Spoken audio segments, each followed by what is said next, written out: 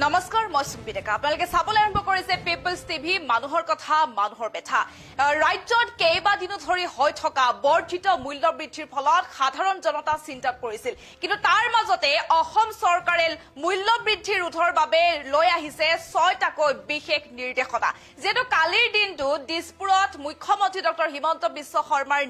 অধ্যক্ষতাত এখন বৈঠক অনুষ্ঠিত হৈছিল আৰু সেই বৈঠকতে মূল্য বৃদ্ধি ৰোধৰ বাবে ৬টাকৈ বিশেষ নিৰ্দেশনা জাৰি কৰা হৈছে আৰু এতিয়াৰ পৰা অসাধু ব্যৱসায়ীৰ ওপৰত কঠোৰ নজৰ ৰাখিব প্ৰশাসনে আৰু যিসকল অসাধু ব্যৱসায়ীয়ে অধিক দৰত ক্ৰেতাক সামগ্ৰী বিক্ৰী কৰিব সেই সকল অসাধু ব্যৱসায়ীৰ ওপৰত প্ৰশাসনে লব একশন আৰু সেই সকল অসাধু ব্যৱসায়ীৰ লাইসেন্সও বাতিল হ'ব পাৰে আমি এই মুহূৰ্তত সবিশেষ তথ্য লৈ আহিছো আমি এই মুহূৰ্তত জনাই গৈছো অসাধু ব্যৱসায়ীৰ ওপৰত এতিয়াৰ পৰা কঠোৰ হ'ব অসম চৰকাৰ মূল্য বৃদ্ধিক লৈ ৬টাকৈ বিশেষ নিৰ্দেশনা জাৰি কৰিছে মুখ্যমন্ত্ৰী ডক্টৰ হিমন্ত বিশ্ব শৰ্মাই গ্ৰাহকৰ পৰা সামগ্ৰীত অধিক দাম ললে ব্যৱসায়ীৰ ওপৰত লোৱা হ'ব একশন বাতিল হ'ব গ্ৰাহকৰ পৰা অধিক দাম লোৱা দোকানৰ ট্ৰেড লাইসেন্স সকলো দোকান পাইকাৰী বিপণীত লিখিত হ'ব লাগিব খুচুৰা আৰু পাইকাৰী মূল্য অস্বাভাৱিক মূল্য বৃদ্ধিৰ প্ৰসংগত দিছপুৰত মুখ্যমন্ত্ৰীৰ পৰ্যালোচনা বৈঠক ৰাজ্যৰ বজাৰে বজাৰে এতিয়া থাকিব প্ৰশাসনৰ চুকা নজৰ যেহেতু অসমৰ বজাৰত এতিয়াৰ পৰা চলিব প্ৰশাসনৰ থাৰ্ড আই গ্ৰাহকক পণবন্দী কৰি লুটিবলৈ যোৱা অসাধু ব্যৱসায়ীৰ এতিয়া আৰু ৰেহাই নাই কাৰণ মূল্য বৃদ্ধি নিয়ন্ত্ৰণৰ বাবে এইবাৰ নিজে মজিয়াত নামি পৰিছে মুখ্যমন্ত্ৰী ডক্টৰ হিমন্ত বিশ্ব শৰ্মা এতিয়া ৰাজ্যত দিনক দিনে বৃদ্ধি পোৱা অস্বাভাৱিক মূল্য বৃদ্ধিক লৈ অৱশেষত সাৰ পাই উঠিছে চৰকাৰ যেটো দিছপুৰত মুখ্যমন্ত্ৰী ডক্টৰ হিমন্ত বিশ্ব শৰ্মাৰ অধ্যক্ষতাত অনুষ্ঠিত হৈছিল এক গুৰুত্বপূৰ্ণ পৰ্যালোচনা বৈঠক আৰু সেই বৈঠকতে চৰকাৰে গ্ৰহণ কৰিছে কেতবোৰ কঠোৰ সিদ্ধান্ত এতিয়াৰ পৰা বজাৰ নিয়ন্ত্ৰণৰ বাবে চৰকাৰে জাৰি কৰিছে ৬টাকৈ বিশেষ নিৰ্দেশনা আৰু মুখ্যমন্ত্ৰীৰ সেই অসাধু ব্যৱসায়ীৰ প্ৰতি স্পষ্ট সকিয়নি যে গ্ৰাহকৰ জেপ কাটি কোনো ব্যৱসায়ী এতিয়াৰ পৰা হাৰি যাব নোৱাৰিব চৰকাৰী নিৰ্দেশনা অমান্য কৰিলে ফল ভুগিবলৈ সাজু থাকিব লাগিব সেই সকল অসাধু ব্যৱসায়ী আৰু পোনপটীয়াকৈ বাতিল কৰা হ'ব সেই অসাধু ব্যৱসায়ীসকলৰ ট্ৰেড লাইসেন্স চৰকাৰে জাৰি কৰা নতুন নিৰ্দেশনা অনুসৰি কোনো ব্যৱসায়ীয়ে যদি গ্ৰাহকৰ পৰা নিৰ্ধাৰিত মূল্যতকৈ অধিক দাম লয় তেন্তে তেওঁলোকৰ বিৰুদ্ধে লগে লগে স্পট একশন লোৱা হ'ব কেৱল জৰিমনা বিহিয়ে শান্ত নাথাকে প্ৰশাসন গ্ৰাহকক ঠগোৱা আৰু মূল্য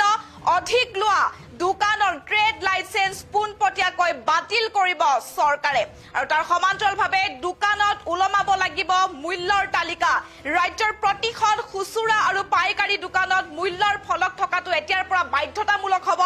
প্ৰতিখন দোকান আৰু পাইকাৰী বিপণীত সামগ্ৰীৰ খুচুৰা আৰু পাইকাৰী মূল্য স্পষ্টকৈ লিখি থব লাগিব যাতে গ্ৰাহকে চকুৰ সন্মুখতে প্ৰকৃত দামসমূহ দেখা পায় আৰু এতিয়াৰ পৰা বজাৰে বজাৰে প্ৰশাসনৰ চুকা নজৰ থাকিব মুখ্যমন্ত্ৰীৰ এই নিৰ্দেশনা কেৱল কাগজ কলমতে সীমাবদ্ধ নাথাকে আৰু বজাৰত কৃত্ৰিম নাটনিৰ সৃষ্টি কৰা বা চৰা দাম লোৱা সিন্ডিকেট ভাঙিবলৈ এতিয়া সম্পূৰ্ণৰূপে সাজু হৈ পৰিছে প্ৰশাসন আৰু সমগ্ৰ ৰাজ্যৰ প্ৰতিখন সৰু বৰ বজাৰত এতিয়াৰ পৰা থাকিব জিলা প্ৰশাসন আৰু যোগান বিভাগৰ চুকা নজৰ আৰু সাধাৰণ গ্ৰাহকক সকাহ দিবলৈ চৰকাৰে লোৱা এই কঠোৰ পদক্ষেপে বজাৰত কেনে প্ৰভাৱ পেলায় সেয়া অনাগত সময়তহে লক্ষণীয় হ'ব যেহেতু আমি জনাই গৈছো যে মূল্য বৃদ্ধিক লৈ ৬টাকৈ বিশেষ নিৰ্দেশনা জাৰি কৰিছে মুখ্যমন্ত্ৰী ডক্টৰ হিমন্ত বিশ্ব শৰ্মাই গ্ৰাহকৰ পৰা সামগ্ৰীত অধিক দাম ললে ব্যৱসায়ীৰ ওপৰত এতিয়াৰ পৰা লোৱা হ'ব একশন বাতিল কৰা হ'ব গ্ৰাহকৰ পৰা অধিক দাম লোৱা দোকানৰ ট্ৰেড লাইসেন্স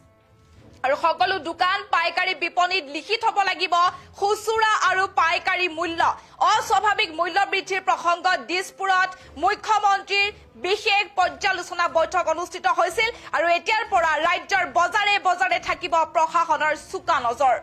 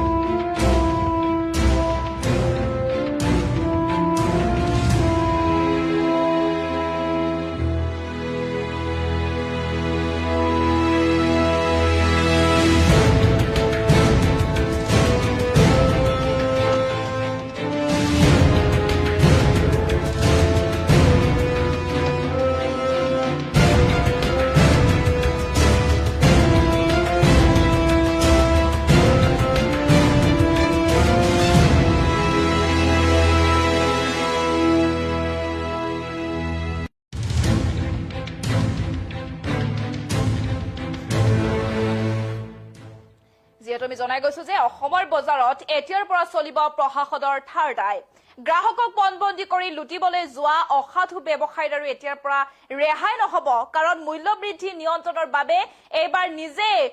মজিয়াত নামি পৰিছে মুখ্যমন্ত্ৰী ডক্টৰ হিমন্ত বিশ্ব শৰ্মা ৰাজ্যত যেহেতু দিনক দিনে বৃদ্ধি পোৱা অস্বাভাৱিক মূল্য বৃদ্ধিক লৈ অৱশেষত হাৰ পাই উঠিছে সৰকাৰ দিসপুৰত মুখ্যমন্ত্ৰী ডক্টৰ হিমন্ত বিশ্ব শৰ্মাৰ অধ্যক্ষতাত অনুষ্ঠিত হয় এক গুৰুত্বপূৰ্ণ পৰ্যালোচনা বৈঠক আৰু সেই বৈঠকতে সৰকাৰে গ্ৰহণ কৰিছে কেতবোৰ অতি কঠোৰ সিদ্ধান্ত বজাৰ নিয়ন্ত্ৰণৰ বাবে সৰকাৰে জাৰি কৰিছে ৬টাকৈ বিশেষ নিৰ্দেশনা আৰু সেই সকল অসাধু ব্যৱসায়িক মুখ্যমন্ত্ৰীয়ে স্পষ্ট সকিয়নি দিছে যে গ্ৰাহকৰ জেব কাটি কোনো ব্যৱসায় এতিয়াৰ পৰা আৰু হাৰি যাব নোৱাৰিব